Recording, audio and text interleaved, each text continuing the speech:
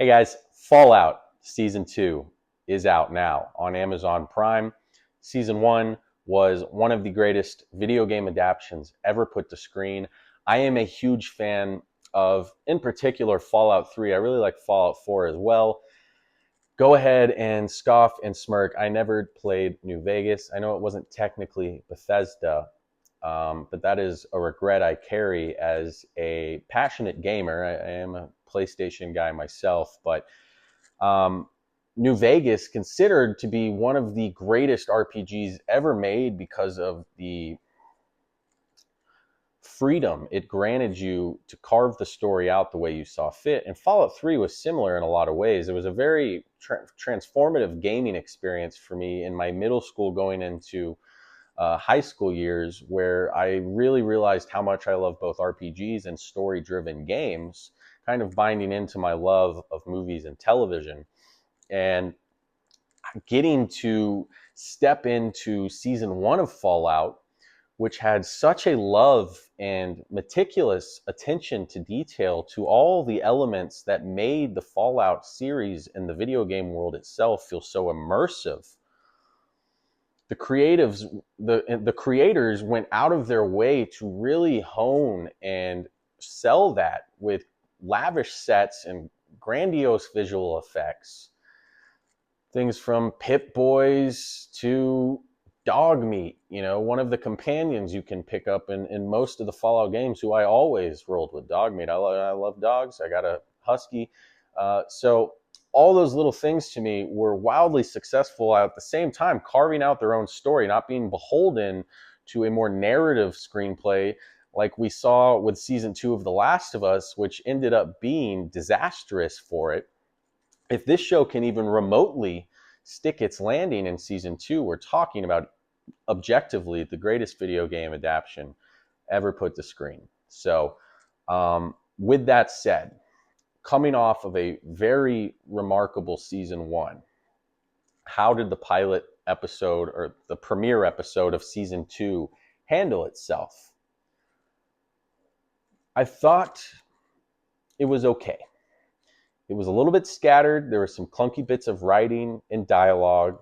The visual effects have not greatly, but you can see there is a lot of budget in this show, and the cityscapes shown of Vegas, especially in the flashbacks, along with the Wasteland shown as Lucy and Walton Goggins the Ghoul travel together. There's definitely a lot of potential here for an excellent season 2, assuming, of course, they tighten up the writing a little bit in future episodes. One of the things, and this is a part of the games, by the way, so, the oldies kind of infused music, walking around the wasteland with radio station, because I'm a wanderer, playing was a very fun part of the game. But this show does have a bit of an over-reliance on almost on scene transitions, every scene kicking off with some needle drop and slow motion. It's a little overdone at times. It was in the first season as well. Nothing's changed in that regard. So, if that's something that annoyed you, it's going to continue being there. If you enjoyed it, then you're probably going to get plenty more of it.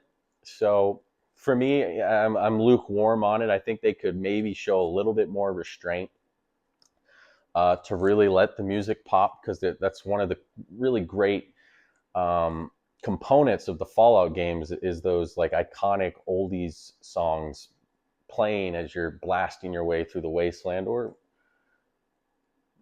being charismatic and just speaking people into doing what you want.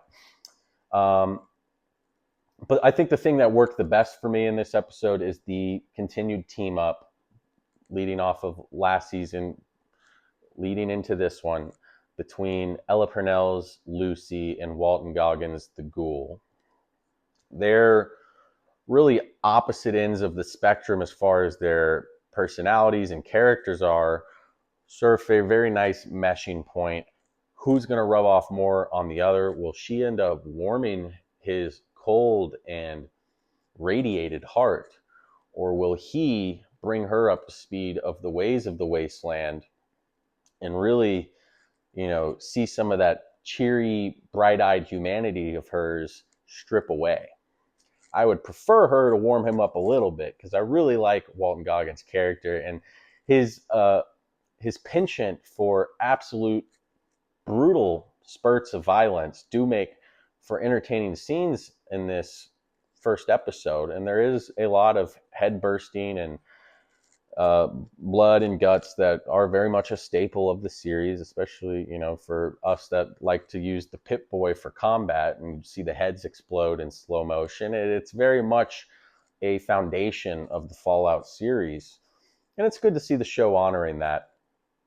It's just, I still would like to see a little bit more.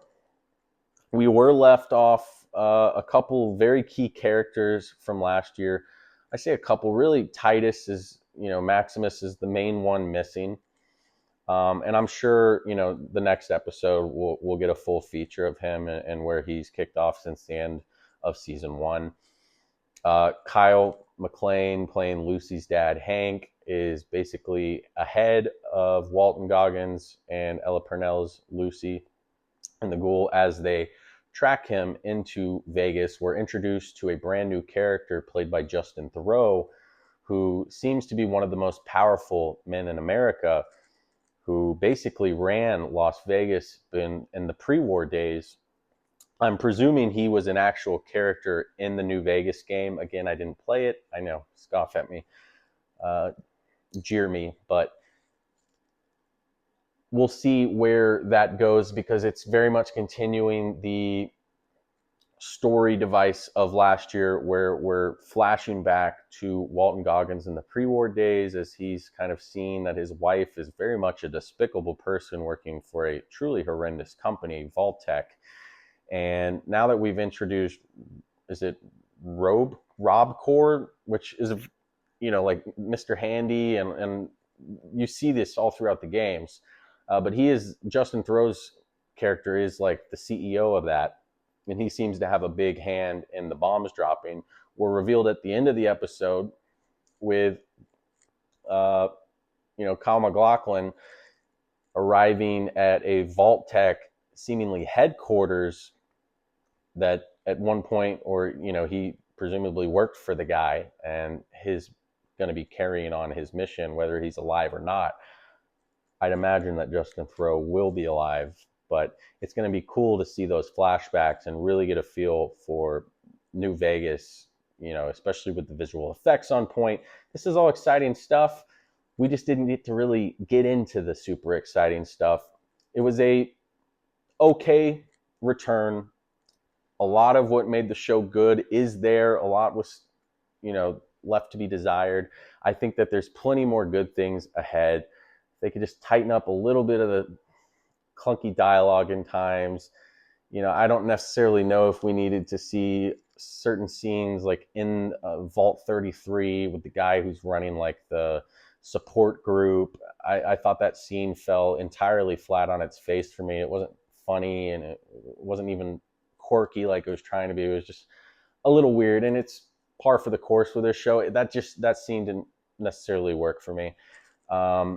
I don't know that it was necessary. I would have liked to see a little bit more of, either Kyle MacLachlan or Lucy and the Ghoul. So all in all, I give the first episode a lukewarm 6 out of 10.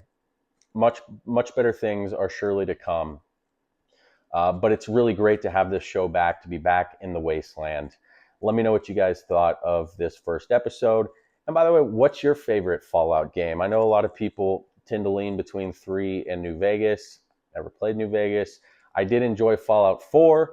I just don't think it was that great of an RPG. It was a really fun, like, shooting game, with technical ways you could go in the story, but you really had no effect over how the story ended, really. So it failed as an RPG, but it was a great shooter. And the base building and stuff was cool. But so yeah, I know most people tend to lean to 3 or New Vegas. If you want to say Fallout 4, let me know. That's totally your right. But just kind of curious what everyone's thoughts are.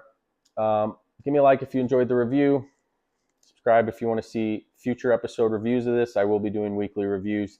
And in subsequent episodes, I'll do a little bit more in-depth recap. I just wanted to kind of touch base, explain, my affection for the Fallout universe, and why I liked the first season, why I felt a little down on this first episode. But we'll get in more in depth on future reviews. So that's all for tonight, guys. My name is Jake Margo. This is Margo Watches Movies. I appreciate you tuning in. And as always, we'll see you next time.